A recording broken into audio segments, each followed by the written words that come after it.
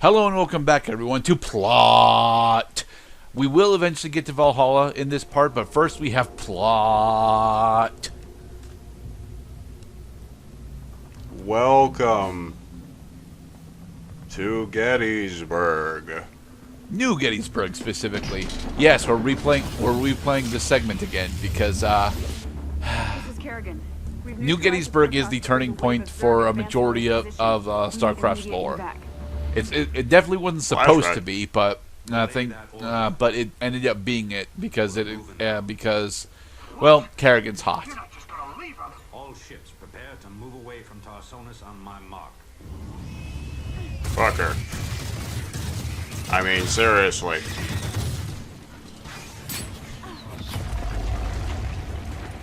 Let her die. This is actually a very pretty cutscene.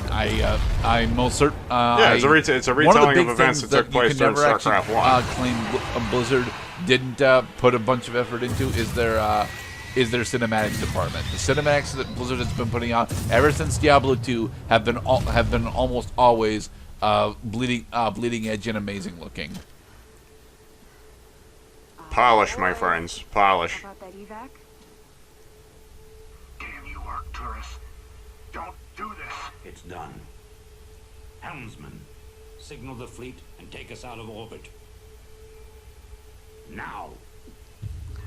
Yes, well, I turned my back. What the hell's going on up there? Well, apparently there's nukes going on in the other parts of Tarsonis.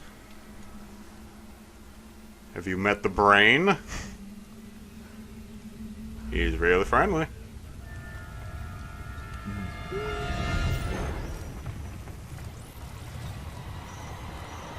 Yeah, that's a lot of dudes. That is a lot of Zerglings. See, it's a lot easier to animate when they can use credit graphics like that.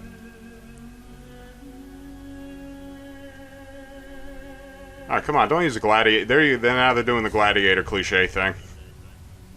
Well, yeah, Gladiator was, what, 2007-ish, right? Quintus, free my men. The senator is to be reinstated. There was a dream that was once Rome. I mean Tarsonis. Mutalisks, Zerglings, and Kerrigan's dead. Yeah, because I don't think there's have we found any endings where Kerrigan becomes uninfested, or is that just that? No, actually, StarCraft doesn't have any. Doesn't actually go into what if scenarios all that often. I mean, the fan speculation is that it was possible for Arcturus did this specifically on purpose after Kerrigan objected to the use of psi emitters on, was it Antigua? I think it was Antigua. Which part? Where she got left behind? Or where she murdered 8 billion people? Same old bullshit. You ain't gonna listen.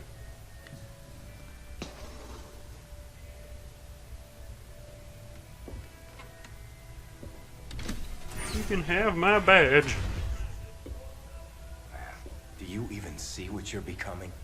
We are who we choose to be, Matt. Not I choose to be a single drunkard in malt this whiskey. scene. When you figure it out, let us know. We're waiting on you.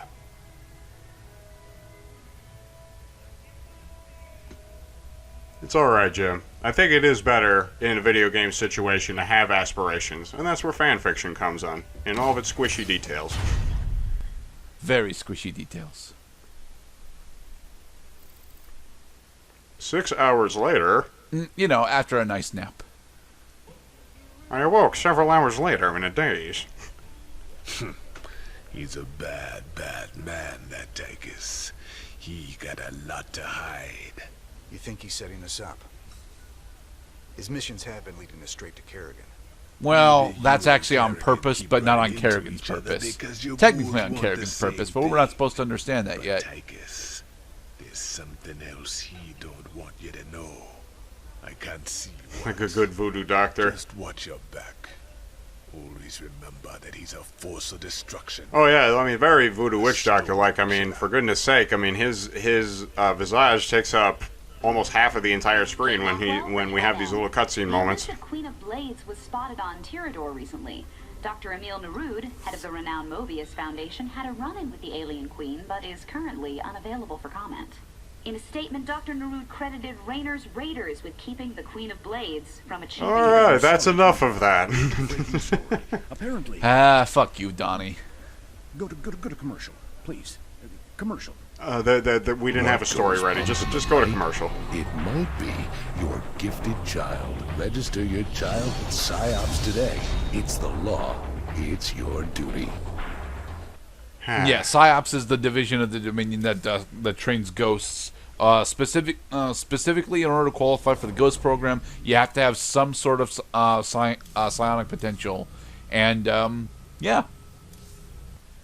Yep, and in Tom Cruise in the Minority Report, they got the three corroborators for the precog police division, and all of these came from gifted children who started having visions of people getting murdered, and then come to find out that their visions were coming true. Records proving Manx ordered the massacre on Tarsonis. Now we just need to broadcast those records. Mirahan gave us a tip that might help. The Dominion is unveiling a new war machine called the Odin. The Odin. If we hijack the Odin, By use it to gain Odin's access to the great UNN studios beard. and broadcast the records of Manx war crimes. The Odin is currently in the testing facility. Now it finally kicks in that UNN has been using propaganda because of their far-reaching access, just like V and V for Vendetta. Now we get to use that same broadcast system in order to put out an antithetical message. Beautiful. Well, here's the thing. It's not like we can just land on core. It's not like we can just land on Core Hull and do this ourselves. It's gonna take moving several mountains in order to get this to work, and this is the first step of It's that. vital that we take out all the Dominion bases in the area.